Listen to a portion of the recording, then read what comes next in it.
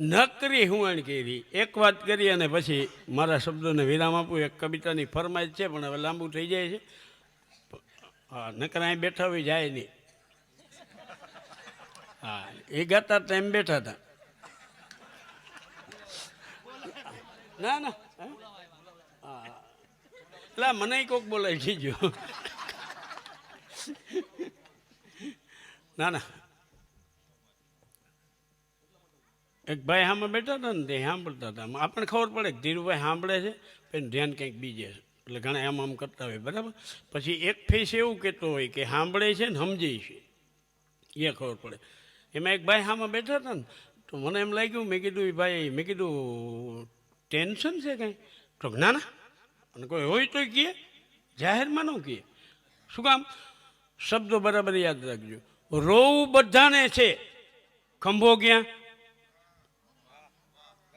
કોને રોવું નથી? એમ તકલીફ બધાને, પણ કે કોણ? કાં અરે મોજ હો, આકલા ભડકારા ન કરા. વ્યાજના હપ્તા કરતો હોય, વ્યાજના હપ્તા હોય.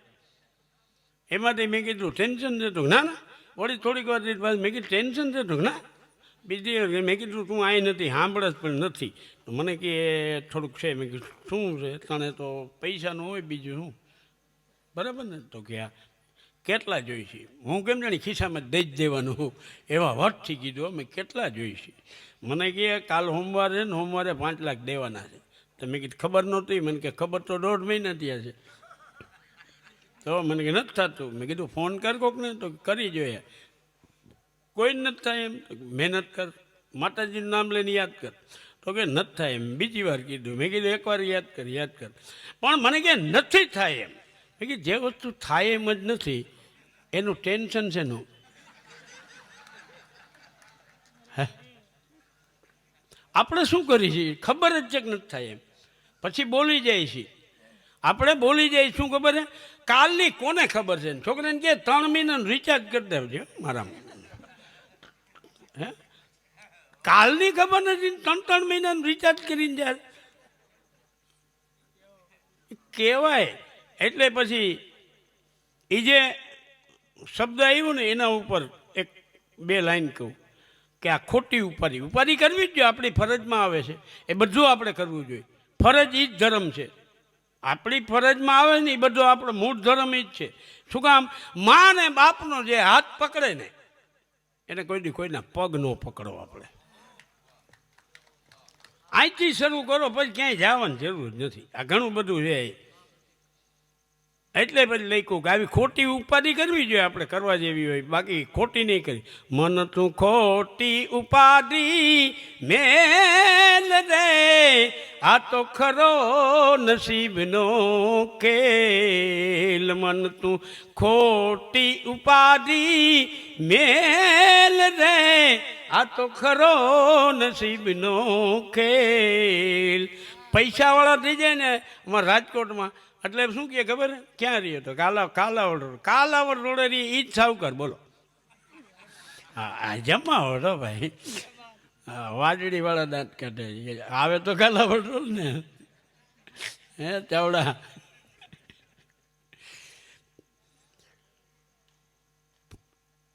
માણસને એમ છે રસિક બાપુ કે બુદ્ધિથી પૈસા બને. આપણે કહીએ ને ઓલા સારું કરી લીધું કે બુદ્ધિશાળી, બીજા કહીએ કે મહેનતું, ત્રીજો તો કે એજ્યુકેટેડ એટલે ભણેલો. આવું કંઈક 3-4 કારણ આપે. નકા અમારા પછી આવ્યો લે 10 વર્ષ મારા બેટે જમાવી દીધી. કાં? બુદ્ધિશાળી. હે તો બુદ્ધિશાળી કે મેં બનાવ્યા મેળ્યું ને મેલ.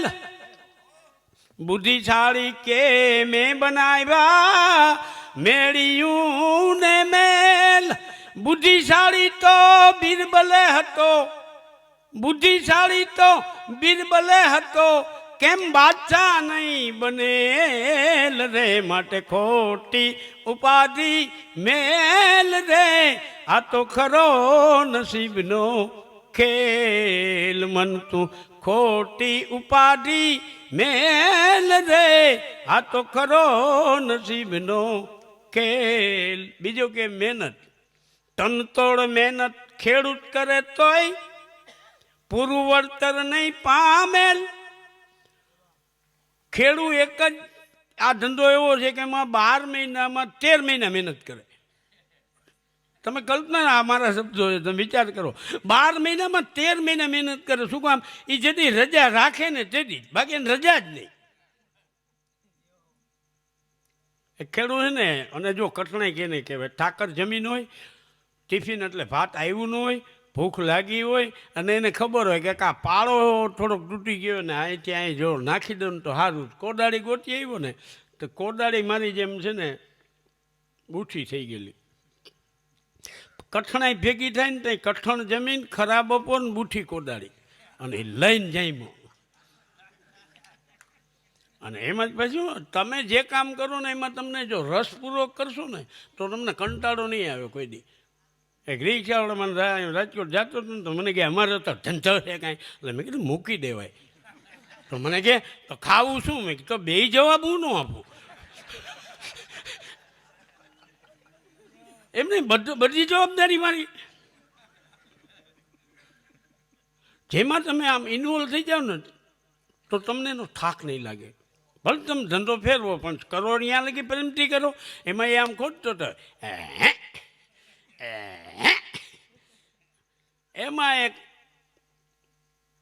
ધંધા જે નથી કરતા ને, જેનું ગામમાં ન આવેલું, એને જેનું ઘરમાં ન આવેલું, ગામમાં ન આવેલું, સમાજમાં ન આવેલું, જેનો ધંધો ન આવેલો ને એને ભગવા ફેરી લીધા. એવા કેટલાય છે ધંધા વગરના. આવા જે આવ્યા ને એને આ તમને કહું ઘોર ખોટી બાપુ. અને સલાહ અને ગાયડું બીજાને દેવાની જ મજા આવે. અને સલાહમાં એવું માગે તો જ દેવી. કોક સલાહ માગે જ દેવી. આપણી બુદ્ધિ ભગવાન દીધી હોય દેવી, વગર માગે ન દેવી. તો કેમ? તો કે બુદ્ધિશાળીની જરૂર નથી ને અકલ મઠા માનશે નહીં, એ વેડફાઈ જાય. અને આ એમાંથી એક મેં કીધું ને એવું ઘણા પેલા આવા જેના ઘરમાં ન આવેલું, ગામમાં ન આવેલું, સમાજમાં ન આવેલું, અને એ ધંધોય ન આવેલો, એવા પાછા તમને કહું કે બે ગયા હોય ને તો અહીંયા જઈને કે બાપુ ધંધા નહીં ચાલતા. કીધું આનોય નહોતો હાલતો. એના પાછા તને ધંધા હાલે બાપુ. એવો એક નીકળો અને આવીને કે ક્યાં હે કરતા હે, કામ તો હાથ से करता है, मुख से राम का नाम ले. तो કે બાપુ ઓલો તો ખેડું. એ કે બાપુ આમાં રામ છેટો રહી જાય, પરસેવો વળી જાય. તો નહીં નહીં, કામ તો હાથ से करता है ને, મુખ से રામ કા નામ લે. તો બાપુ અમને તો અભણ માણસ આમ જોઈને આવડે, બાકી તમે કહો એમ સમજાતું નથી કેમ બોલવું. તો બાપુને કોદાળી પકડાવી ને બાપુએ લીધો નહીં કે આમ જો સીતારામ સીતારામ. કે કે કેમ બાપુ? એ કે સાલા હો જતા હે. કે બાપામાં કરવાનું ન હોય, થઈ જાય. તનતોડ મહેનત ખેડૂત કરે તોય પૂરું વળતર નહીં પામેલ. અને વગર મહેનત જુઓ વેપારી, વગર મહેનત જુઓ વેપારી, કમાણી કેટલી કરેલ રે, માટે ખોટી ઉપાધિ મેલ રે, આ તો ખરો નસીબનો ખેલ. પછી ભણાવે ને તો એમાં શું થાય ખબર છે? બહુ અતિ ભણેલા હોય ને તો પછી આઈએસ આઈપીએસ ઓફિસર થાય. અતિ ભણેલા ત્યાં અધિકારી, અભણ નેતા બનેલ. હંગામી કાયમીને દબડાવે, એવું નજરે મેં દીધેલ રે, માટે ખોટી ઉપાધિ મેલ રે, આ તો ખરો નસીબનો ખેલ. ક્યાંક જુઓ તો પતિવ્રતા નારી, એવી બાઈ જે નાયકા ભેદમાં બતાવીને એવી સુલક્ષણા બાઈ હોય, એવી બાઈ હોય સુલક્ષણા. ક્યાંક જુઓ તો પતિવ્રતા નારી, એને વર મળે વંઠેલ, એવો ઉઠેલ પાણી એનો ભટકાય. અને ક્યાંક જુઓ કયા ગરો કંઠજી, ક્યાંક જુઓ કયા ગરો કંઠજી, એને ભાર્યા મળે ભટકેલ રે, માટે ખોટી ઉપાધિ મેલ રે, આ તો ખરો નસીબનો ખેલ. અને જિંદગીમાં જે પરિવારે કોઈ દી દારૂ નહીં દીધેલ. અમારે છે ને દાદાનું દાદાથી અમારે દારૂનો વિરોધ હતો. એમાં ક્યાંક પિતા હોય, પી રસવેન પી દીર્ઘાય. ક્યાંક પિતા હોય, ક્યાંક પુત્રો હોય, પીધે આ છોકરા કોણ જાણે ક્યાંથી. બાકી અમારે દારૂ હતો નહીં. હવે કોણે ચાલુ કર્યું ભગવાન જાણે, પણ ચાલુ થઈ ગયું એ પાકું. કારણ કે દીવ છે તો જીવ છે, એવું એક વર્ગ માને છે, એવું એક માને છે. હા,